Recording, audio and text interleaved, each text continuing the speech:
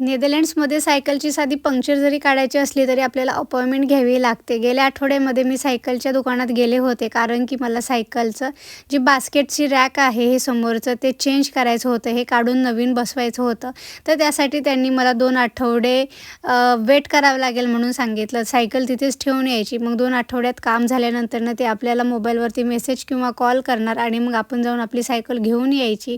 तर 2 आठवडे थांबायचं म्हणून आणि खर्चही खूप सांगितलेला म्हणून मी माझी सायकल परत घरी घेऊन आले. मी ऑनलाईन नवीन रॅक मागवलं आणि त्यानंतरनं हे जे जुनं रॅक आहे ते काढण्याचा प्रयत्न केला. काही अवघड नव्हतं. खालचे 2 स्क्रू आणि वरचे 2 स्क्रू काढायचे होते. फक्त स्क्रू खूप दिवसानंतरनं काढत असल्यामुळे थोडे घट्ट बसले होते. थोडासा प्रयत्न केल्यानंतरनं आणि फिरवल्यानंतरनं ते निघाले. त्यानंतरनं हे जुनं रॅक काढून मी नवीन रॅक बसवण्याचा प्रयत्न केला आणि अगदी अर्ध्या तासामध्ये माझं हे काम करून पूर्ण झालेलं.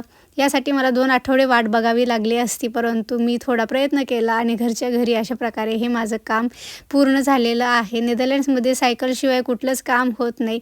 जवळपासची कामं करायची म्हटली की आपली सायकल हाताशी असली की पटापट कामं होतात. त्यामुळे सायकल ही हवीच आणि आपण प्रयत्न केला की आपली ती सगळी कामं होतात.